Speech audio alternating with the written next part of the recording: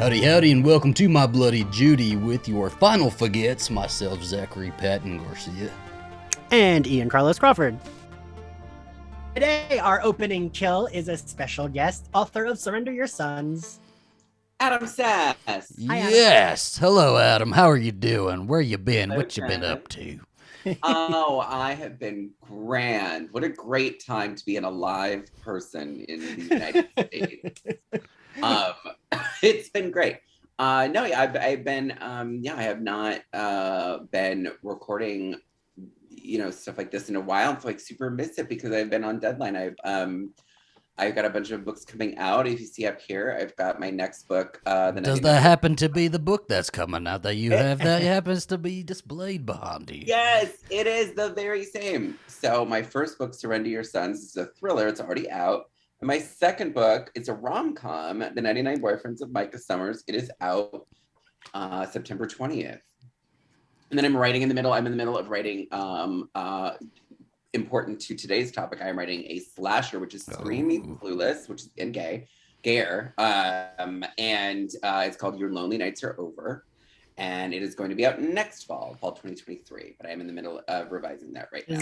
She's busy. Oh, she's busy. Yeah, it's too much. We're going to be doing a chase scene breakdown, our second one for the Cici Cooper chase scene from Scream 2. As part of our Summer of Sarah Michelle Gellar. Yes, that is something that we're doing. It almost feels like we're not, but it is something that we are doing. We're trying to.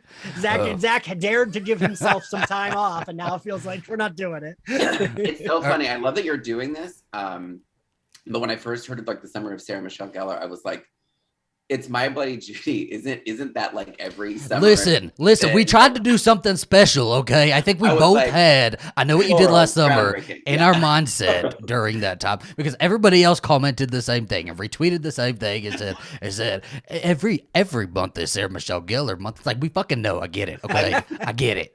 Landmine, I'm sorry. Sensitive subject, okay? You hit a soft spot. That's right. It really was like a bunch of comments being like, it felt like people pointing at us saying, you're not a Sarah Michelle Gellar fan. Like, you're just, I don't know. Gaga stan accounts that's like, funny you mention that. It's funny you mention going to Las Vegas. Gaga's in Vegas. Like, it was just. Chaos. Okay. I'm for it. I am pro doing this. I was just like, that's funny, but yes, it is July is our Sarah Michelle Gellar month, of which we will be, because she doesn't have a whole lot of horror under her belt. She has a decent amount to that solidified her as a scream queen, right? But she doesn't. Right. She doesn't have this endless filmography of horror films. Even though she's done so much work in the horror genre. So what we're going to do is we're going to start with the sequence. I want to play a little game to do this. We are going to pass it. So Ian's going to start with a plot point during this sequence. You're going to pass it to somebody, and we're going to keep going until I figured it'd be fun to kind of go through the sequence. Just a little fun thing to see if we all remember. I'm just like saying what happens in the scene? Just exactly, yes. I'm passing it whenever you want. You can go as long as you want, and you just pass it whenever it's time. All right. We open on Sarah Michelle Gellar sitting on the couch watching TV, and she gets a phone call from who, Adam? Well, the killer, but like, is it Ted? Is it like Ted? That was very Wendy Williams, the killer. I am speaking. You have brought Wendy Williams onto your show today. That's why when she called it what she called like Transformers 2, Terminator 2, and then she said Performers 2. Like, it's exactly me. It's the energy we're going for here. So anyway, so the killer calls. No, it's a person named Ted, right? Yeah, it's her boyfriend. Yeah. Ted. Is it actually Ted first? Isn't it actually Ted first? Or no, it's never Ted. It's nobody acting like Ted, and nobody claims to be Ted. She guesses Ted. Okay. Yes. He did like a little like guess who, and she's like, "Hey Ted," like something my husband would never do. I could say it's me, and he would be like, "Prove it. Prove you're not the killer." So she gets a call from Ted, and gosh, what does she do next? She's say good guy. She says she's sober sister. Right? Right. She's like, oh, everybody's out of the house right now. Everyone's out kegging or drinking or whatever. And she said, oh, I'm here. I'm sober sister here to drive everybody home. Pass. To who? Zach, you. Okay, yeah. So she kind of gives the rundown. She does the whole thing, the whole bit, gives us, why she's there and everything, just like Adam said. And I'm stalling because I'm trying to piece together what's happening. And the call gets a little weird, right? The call gets weird, and she does the line, "Why do you always answer a question with a question?" And then she hangs up on him, and I think he calls her back, and. Yeah.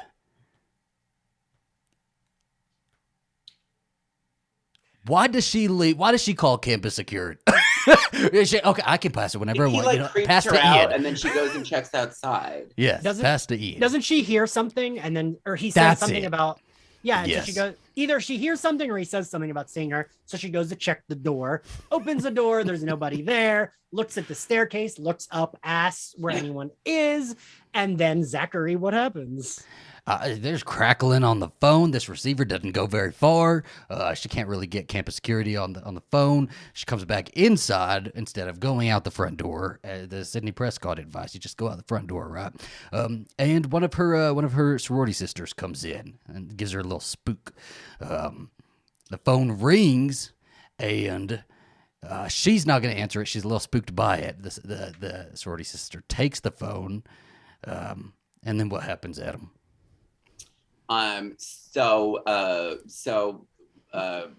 Audrey from Vegas Vacation, who that actress is. Is that who that is? It is, yeah. Because I remember that because she showed up on 24 later, and I was like, oh, I really love her. And then someone's like, she's a Scientologist. And I was like, oh, okay. It's okay. We make exceptions. So anyway, so the Scientologist is like, hi, anyway, I took the phone back. And then basically was like, oh, here's Ted. Everyone's just like, Ted must sound like a creep. I don't know what Ted sounds like. I'm more scared of Ted than Mickey in this movie. Yes. I'm like, so no, that's like Mickey doing a voice box. Like that's what Ted really sounds like. I wanted to meet Ted later in the movie, like a funeral. I kind of did. Like that. And he's like, and he's got kind of like a creepy. It's Roger Jackson. It's just like that. No.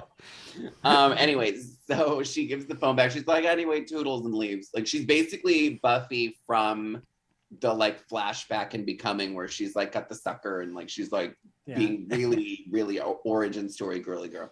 So she toodles out of there, and Cici is still plucked. This friend is not able to see that her friend is shaken up by a phone call. Yes. So then she searches around. She does kind of a big-eyed creep around the house. We get a full view of the sorority house, and then out of a closet runs the killer.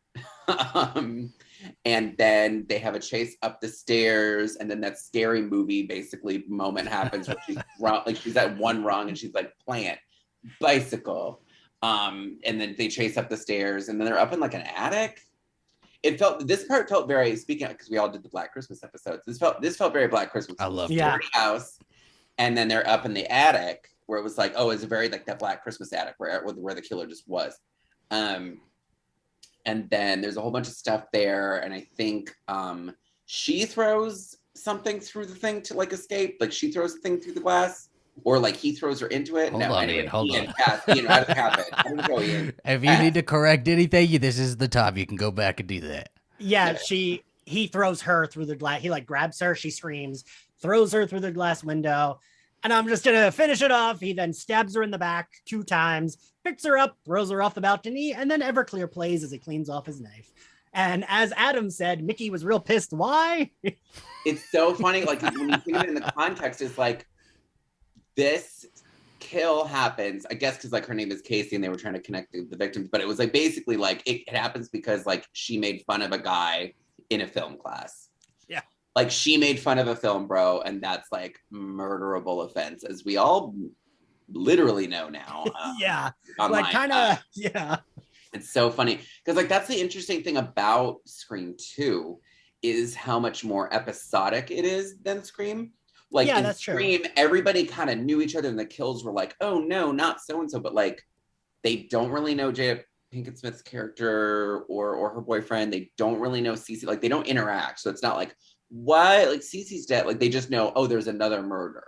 Mhm. But And what we're seeing these little like interludes where it's big because they had to film it so fast because it came out so fast. They had to write it so fast. They had to film it so fast. And they were like, we're going to get these names. So it's like, these need to be no one else that we could be. There's a crew off shooting the Gail Sydney stuff while someone's shooting Sarah Michelle getting chucked off a balcony. And then she's just got to quickly dust the glass off her before she's getting in a golf cart to be taken over to Sunnydale.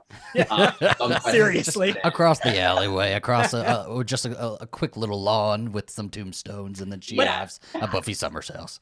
Zach, I think Adam just put like nail on exactly why. So Zach and I liked Scream 2, it's just we don't like it as much as a lot of people. They think it's like better than the original and blah blah blah. And I think what you just said is maybe why Zach and I, because like people think we were too hard on it in our episode, and we were a little harsh, but I think that's why. Like it's not quite like, oh, Buffy's dead, oh, Jada Pinkett Smith's dead, but like, well, and so when we recorded that episode, I will say that I was not the biggest Scream 2 fan. I'm like a newly converted Scream 2 fan where I just watched it like a couple months ago again.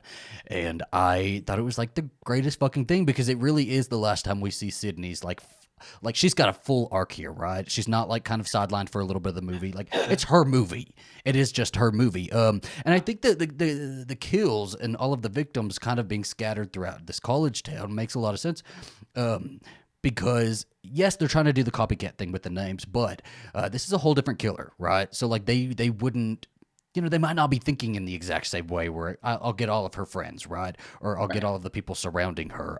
They're just like trying to create a buzz. They're trying to create some fear in Sydney. And so it doesn't really matter. And even the name thing sometimes gets kind of dropped, right? I think feel like it's just I think the name thing is very stupid. Because they don't really go anywhere with it. It's a red herring. Like, so the thing that I really liked most about Scream 2, so like I will say, if Scream 2 had the original ending where it was her friend and not the mom, like the mom was like an invention at the minute.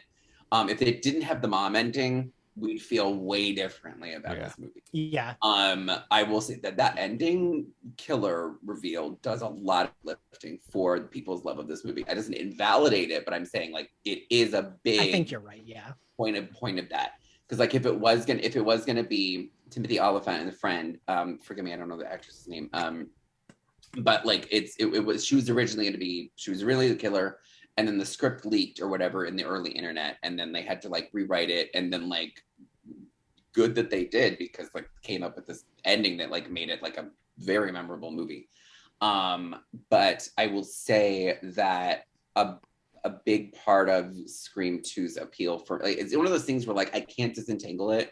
Because I saw it in the theaters. It was like Ian was the same age, but like I don't know if you saw it in the theaters. That was the first Scream I saw. It was like, oh my God, it was like we're 14, and I'm just like, oh my God, it's gonna be a first big boy movie, and like I'm like, oh my God, I'm watching that. Like it was like one weekend I saw like that and Titanic and like fucking Michelle Yeoh in a Bond movie.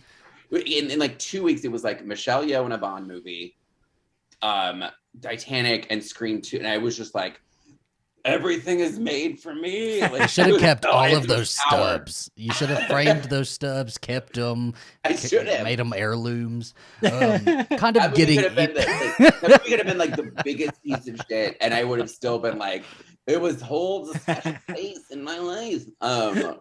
But yeah, let's get into the scene more. This chase scene, So this chase scene really is supposed to be the mimic of Casey Becker, right? They're kind of subverting with a couple different things here, right? It's not the opening kill, and it's not as detailed or.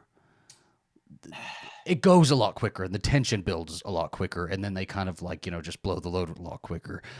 Whereas Casey Becker was really like nobody knew what they were going into. You just sat there and watched this and it unfolded. With this one, I love that they recognize that we know what's going to happen. So do it in a fun way, right? Not so much we have to trick somebody, Right. Like, she's going to die. That's. Well, it's like the set piece is a little lacking. Like it definitely was like, it felt like kind of how I feel about a lot of the newer Screams, where it's like, oh, we're just in a house.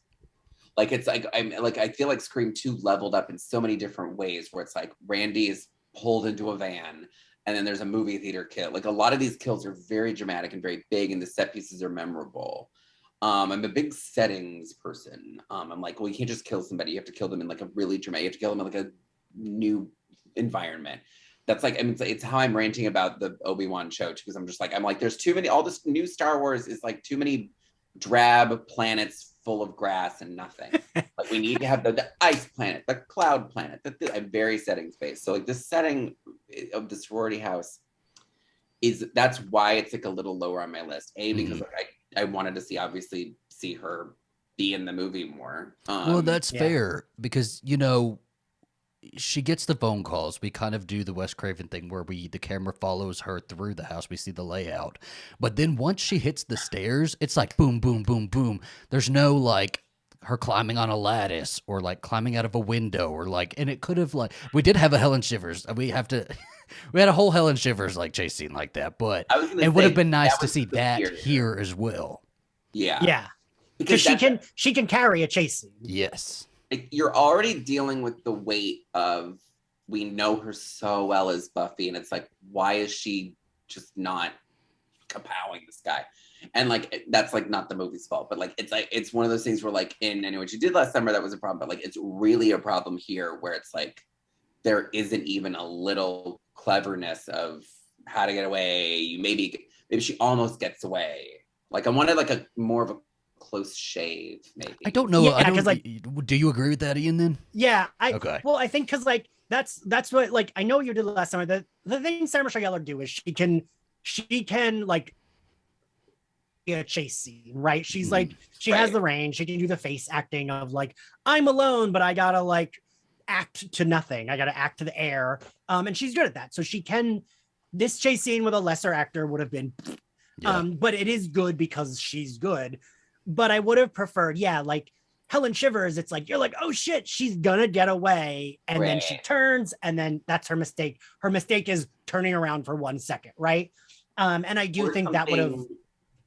Like, I wish, like, it's almost like, because at this point, we know, because we saw the first movie, so we know that they do 2 killers. Right. I would have, like, not to be like, what I would have done, but what I would have done is... We do that all the time. Don't worry. I love that. Yeah, that's our game here. I was like, right. So what I would have done is like, she almost gets away. She has some clever, like she's very, very, very close. She's so far away from the killer. We're like, she is out of there. She's gone. Second killer turns a corner, gets her. That would be good. Like it would be like, oh my God, we've never seen 2 killers in the same scene. Like we know that there are 2 usually. Yeah. But like to have it be like, oh, we're gonna use that. Which would have been really good. And we're in a sorority house, man. Like kind of going into the set a little bit more. We are in a sorority house. Give us rooms to play with. Give us like a laundry chute, you know, Danielle Harris style or something. Yeah. You know, just any sort of... I don't know, because we got a lot of the first floor, but we didn't really get like any chase throughout the first floor or anything like that. We just got doors and phones, you know.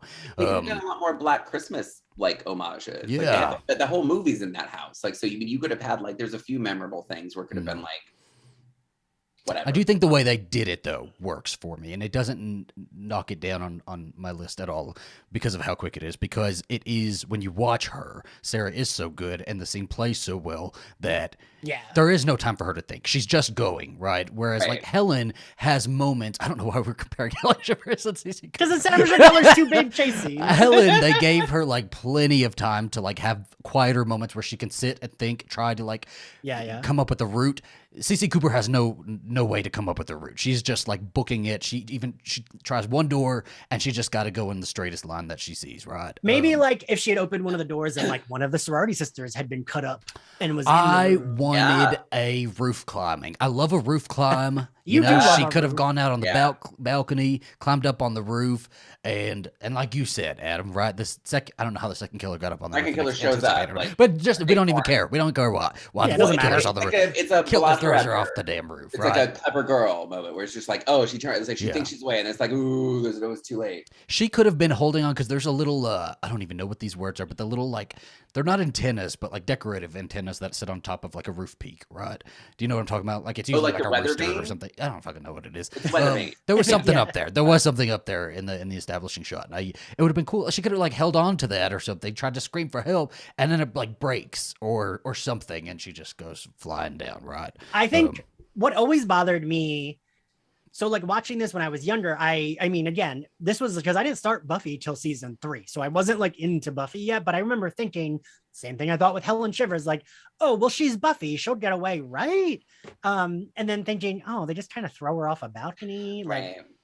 because I mean, granted, he stabs her a lot. She probably We're wouldn't like him acting so like much. we have extra know. money to throw at this, right? But Right. we don't. They had budget. They had time. She had one night. She gave him 5 hours. Okay. I think she had a few hours. Yes. I think if she took that floral piece off, she's wearing a Buffy outfit. Yeah. Yeah, she, Like I think she's God. That's why she's so dowdy. Yes. Like she's got that sort of lace multiple layer thing going on. She's got something underneath. She's got a Buffy tank on. Yeah. I want to count the shots from when she hits the stairs all the way up, because it couldn't have been very detailed, right? There must have been like, a handful of shots in that sequence then. well, like you said, he follows her and the camera does Yeah. follow her. So it's probably like one longer shot for most of it. You could have. I think that's one day. That's one day of shooting. I think maybe 2. Because that's the other thing with Scream 2 as a whole. I know we're talking about the scene, but like the Scream 2 as a whole, you really feel. And honestly, I have a big love for movies that like you can really feel the filmmaking constraints they had. They had like 6 months to put the script together, cast it, location scout. They had 4 weeks to shoot. They were not thinking. They were like changing the killer in the middle of it. Like they had a whole bunch of red herrings because the script went 7 different ways at one point. It's very inconsistent, but like I kind of enjoy that. And that's why I can't wait for Scream 6, because they're doing the same psychopathic schedule. It really is. Like, Yeah. oh, and like Sydney's in it and she's not in it. She's in it, she's not in it. Like she's like, Neve Campbell's like, yeah, we worked it out. And then she's like, I will know my journey is done. Like, or we're just could you imagine Sarah Michelle Gellar running through an apartment building, JC? Like, how amazing. Just give it to me. I don't care. That was to say she played another character in Her the cousin, series. I don't care. Dye her hair brown, okay? And it has so many cool, just like actors we love, like in little bit, like Tony, what's his name, who's in Grand Budapest Hotel, who's also Flash, like he's gonna be in it, and then we got our Ready or Not Samara Weaving. Like so you've got like the cast is here, and here. And you and I do love that shit, Adam. That is very nice. And I love, because again, Scream 5, are we calling this one Scream 2? I really feel like it's Scream, but you gotta like scream it, I feel like. Because it's like explanation points, right? It's like screaming. Scream.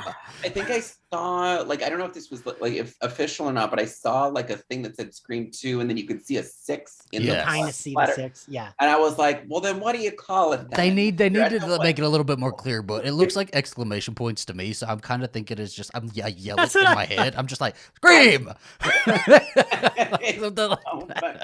It's so like, as I want to show me the Scream fan who's like, if you called it Scream 6, they'd be like, it's a little old for me. It's right, it ages it. It's like, you all know what number this is. I'm quite okay with them just doing Scream 2, though. If they just want to call it, like, I will, if you wanted to call it Scream Returns, I'll fucking call it whatever you want to call it. It's the fucking movie, okay? Rise of Scream. Us are going to call it Scream 6, right? That's exactly right. I'm getting so to that age where I'm like, that's very cute, Prometheus. We know what number this is. We can count, okay? Alien, before Alien. That's what I'm going to call you, Prometheus. I will do that. No, that was my problem with Scream 5, is that they didn't kill enough people. They were like, here's all the, like, they have such a big cast coming back for this one. I was like, you better start chopping.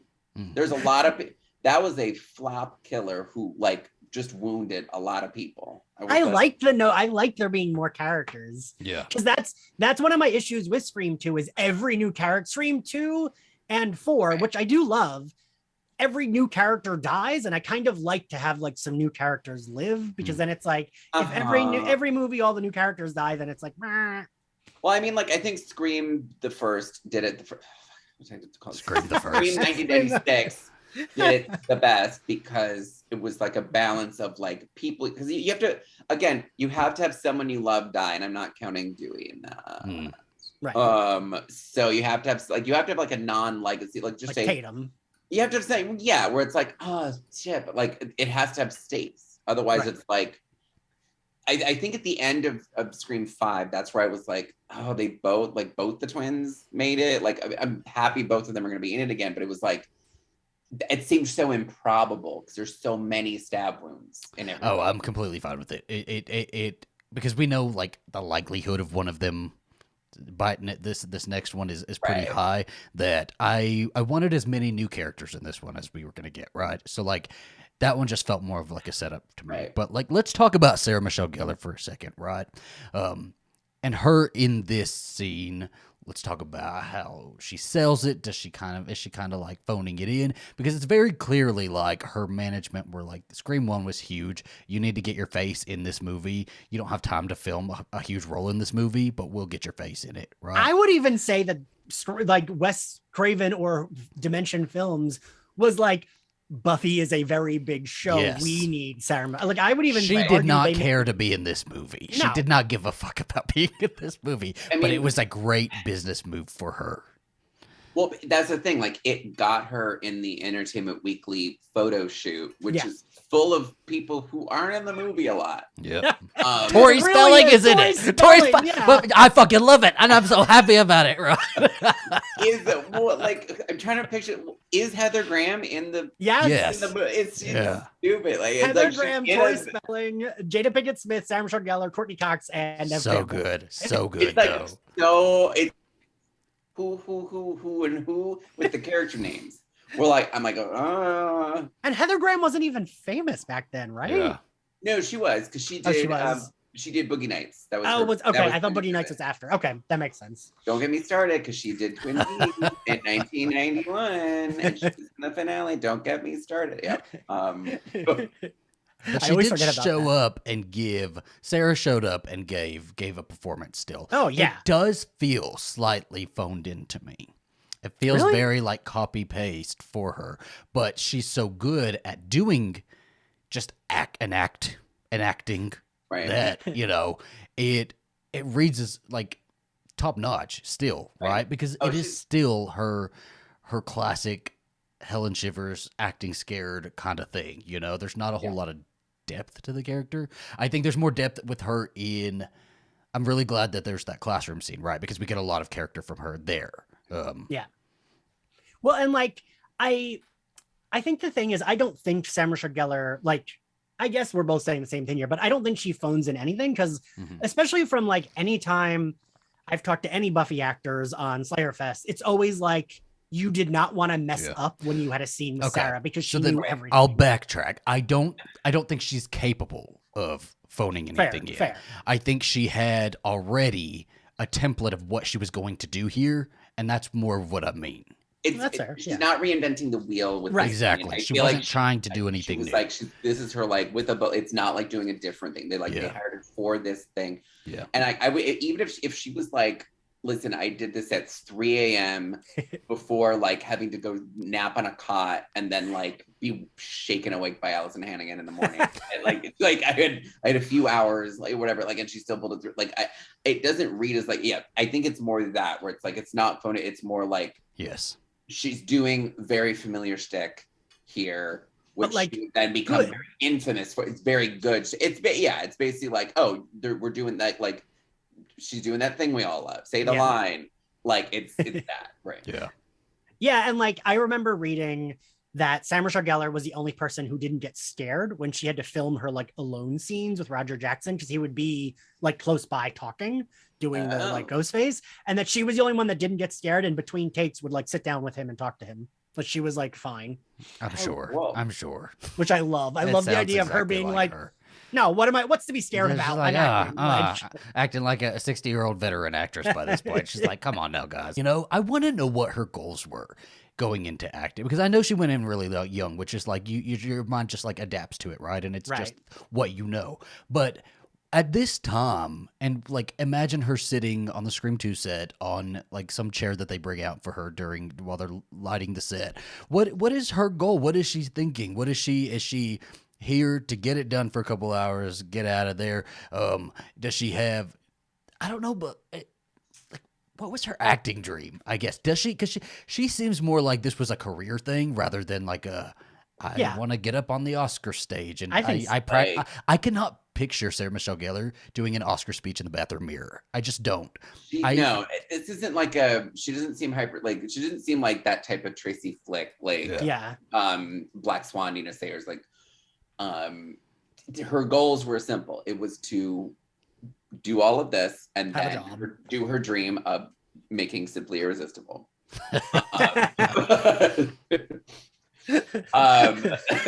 That was it. And then she did it. And then she married Freddie Prinze. Right. Yeah. And she had her little career, and she's, financially comfortable, and she can come back when she wants to, hopefully. And Simply Irresistible warned us about food stirs. They were like, food stirs is coming. Okay, let's go into her costuming a little bit, because I'm not the biggest fan of this costume, I have to admit. It's a little muted for me, and I'm not a big fan of the pants. But Adam, no, you didn't interview Cynthia Bergstrom with me. I forget. No. It might have been Philip Ellis who did.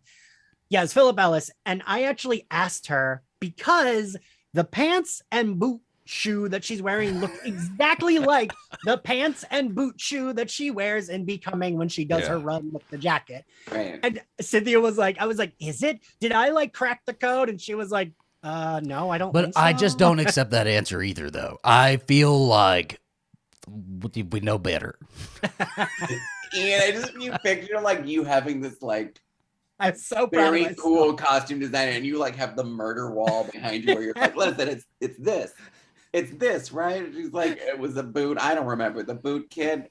Yeah, she was just like, I don't think so. Like, oh my god! Oh, she had like a long Cruella de Vil cigarette too while she was answering. That's kind of what I wanted. Like, just like instead of these pictures on my wall, whatever. It's like, where was Sarah Michelle Gellar while filming these shows? I wish you had that. I wish you had it. It's the outfit is iconic. I will say that. I'll kind of like put that out there so I don't get a bunch of hate. That this is an iconic outfit, and when people think of Sarah Michelle Gellar in Scream 2, this is they can picture the costume already, right? Well, they got her in like spring, like she's in like a lilac kind of sweater set before, which is like, it's so funny. I love her film school look so much. I wrote it into my current slash. I was like, she's wearing a lilac sweater set. Like, it's so dirty, it's so stupid. Like, but anyway, if you see that character, it's her. But like I don't know, I just think like the spring tones like just look really good. So like I think all of this sort of like lace and like soft pinks and lavenders and this and that, like, so I think I mean I get what you mean, but I feel like the character is supposed to be a little like she's sober sister, like she's it absolutely works. There's nothing about it that doesn't work. It just is not my favorite. I just don't. It's not exciting to me, even though it works absolutely perfectly. And we always talk about how Sarah's hair just happens to always work with every single episode that she's in, and this is a great example of that, right? Like the hair just fell perfectly. And like, not to go back to, but like when I would talk to the season 7 costume designer from Buffy, he would always say that dressing Sarah Michelle Gellar was so easy because she looked good in like everything. And I buy that, right? I mean, that's the thing. Like, I feel like it would be like, I couldn't imagine that fit on like everybody. Right. Yes. And it's not because like, because she's got a certain, but it's just like, I don't know. She's got that it factor. She wears it with, she wears everything with confidence too. Right. That's true. Like, that helps to be like, she doesn't look like, ooh, like her shoulders aren't like, you know what I mean? She's like very like, yup. And the fact that she's like 100% with her acting. And I feel like that helps us be like, yeah, sure, that outfit works. Even if, like Zach said, even if it's not something you love, it's like, okay, but it is iconic. It like works for this. It's just, and I think you're right, Adam. It's like not everyone should look cute in it, but it's because she just like sells everything. But I also think her body is super malleable to any costuming that people put her in. She's like one of those rare body types that kind of works in everything. You look at her like, dressed as a porn star, dressed as like, Kristen Now or, Buffy. And like, her body works for. Yeah. Well, the Velma outfit. Daphne. Yeah. Oh, Daphne. I'm sorry. I'm like. This outfit, I can't find the exact sale price, but it did sell on November 5th, 2021. Very recently. Yes. It It does say make offer to owner of $8,625 or more. So I'm guessing it sold for around there. So somebody has this with blood stain complete. Wow. Sitting in their house right now. That's cool Yeah. though. But also, what the fuck do you do with that in your house, right? I drop money on it. I get a mannequin and I put it in a glass case. No. Okay, that's exactly what I do with it. Zach, you're doing what my friend John Hybert, who I went to film school with, he moved back home to Ashland, Wisconsin. He runs a movie theater out there, and he runs that perfect thing it to like own with Arclight. shit like that. He runs it like the Arclight. He has slowly been purchasing God, that's a fucking cool, collection man. of like that's a dream. Like, I didn't know I had, No. and now I have it. Okay. no, it's a dream. Like he moved back to like rural Wisconsin, met this great guy, like runs this theater, like greatest guy. Cool, Like it's like he's living his life, and I'm like I'm here in LA being like I'm still doing it, kind of. But he's just like absolutely living the dream. Runs a movie theater. He's got glass cases everywhere, and he's he's got very much his style of stuff. So he gets stuff that's like probably a little more affordable. Maybe like this is like probably the ceiling, but like it's all like stuff that like from this era that would be like, oh my god, it would be like it's the outfit Sandra Bullock wore in Forces of Nature. Like, it's like, but that's the thing is like these like- things, over the last 20 years, we should have thrown down a loan on it. I mean, I couldn't take out a loan at 10 years old, but I should have fucking done it. Had my parents do it because, so this one, if this outfit sold for about $8,000, it's only going to appreciate, especially with the nostalgia fest that we are just never going to get out of. That this outfit will never sell below $8,000 ever again, right? So like all of these outfits that ever always came up for auction, we should have just like snapped them all up because you'll never find them again. Especially horror stuff, because people love this. Like all of the Scream 4 outfits went up for auction. Like and somebody has them all, and if they ever come back up, that's gonna be like $20,000 plus. I want to know who bought. Like, who has the, like, when you see those tweets make the rounds of like, oh, guys should dress like this now, and it's like the 80s like guys with like the cutoff and like the shirt, not Johnny Depp, but like the the camper one, like the what you've seen him. So I want to know like stuff like that. Like if someone was like, that's the outfit, I'd be like, I don't know what that movie is or who the actor name is, who's in it, or what the character name is, or what happened to that character, but like I sure do know that outfit. Yeah. It was like a look of like all of those horror movies in the 80s. Yeah, absolutely. And horror is the thing for that. That's where you get the micro fandom way more than even sci-fi or anything. Like this is just like real people clothing that has taken on mythic. Yeah. Portions. In our last chase scene breakdown, we talked about like where the Croaker Queen dress would be, because that's not like popped up anywhere online. So somebody has it, Well, I always like. And God, I'm sorry I keep bringing up, but like when I've talked to the costumes, like we talked to Cynthia Bergstrom, right, who did Buffy and Scream, and she wore Gail Weathers' necklace, Adam, when we interviewed. She was like, oh, the necklace I'm wearing is actually Gail's necklace. I don't know if I could do that. I think it would like give me too much anxiety. I would have to just put it in and never touch it, I would be like, that's the thing. Like it would like I'd be walking around and I just know that, like I'd be walking around not realizing that it had fallen off somewhere, like it had fallen off, and then you lose your mind. Fell off into my hand and I'll put it in my pocket, Adam. Right. No, again, I'm with you, Zach. Like I wouldn't be too like, again, I'm like the anything makes me nervous, but I would not be able to be on the set with the Scream voice guy. I would be like,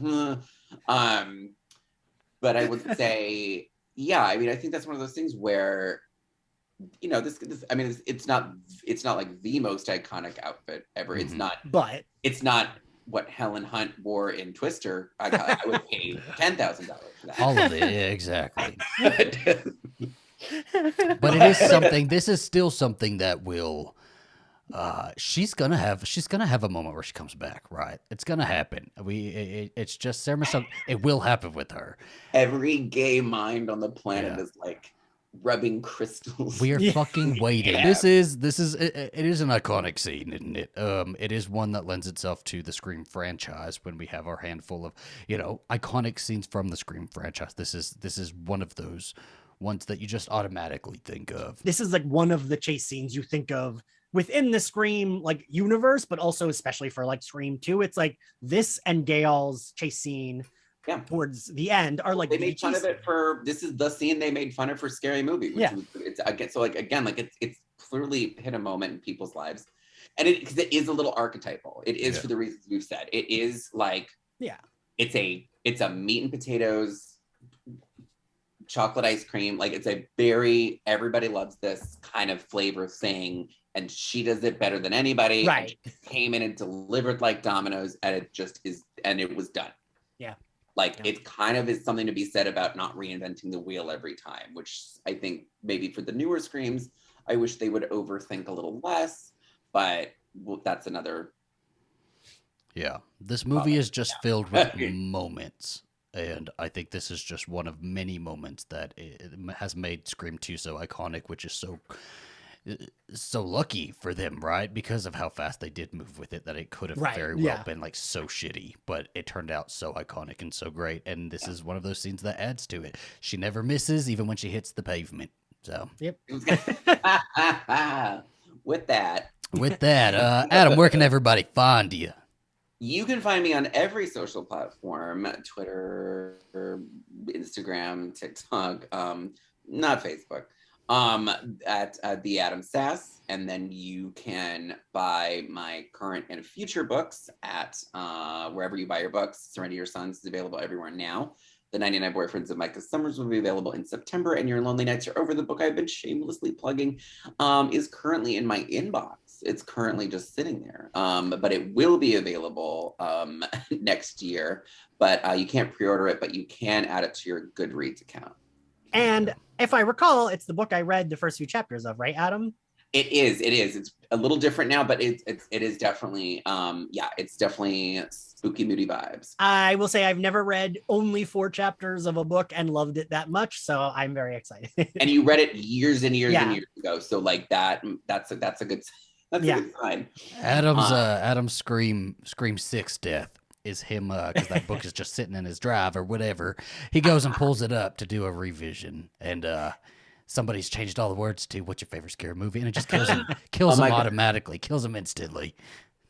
I have been pulling like 12-hour days to finish this revision on time, and like I will be like up at midnight alone in the house because my husband's like away for the week, and I'm just like in this spooky house, scaring myself, writing a scary book, and and I've been writing so long, like the sun is set, so I haven't like changed the lighting in the house, and it's just which is very Scream. It's very Scream. So and I'm like, hopefully this feeds the book. So yes, you can add that to Goodreads, and it will tell you when you can pre-order it. There you go. Well, we thank you guys so much for listening, and we will continue next week with the Summer of Sarah Michelle Gellar. It sounds so ridiculous to say now. It sounds fucking stupid now. I'm done with it. Sarah Michelle Gellar summer is over. It will not continue. No, it'll continue. Zach has canceled. We're gonna be doing the Grudge and the Grudge 2. So look out for that next week, and we'll cover another Sarah Michelle Gellar chase scene. At some point, we'll do another chase scene breakdown with somebody else, but we gotta do all of hers first. Thank you guys so much for watching, and we will see you next time. Bye.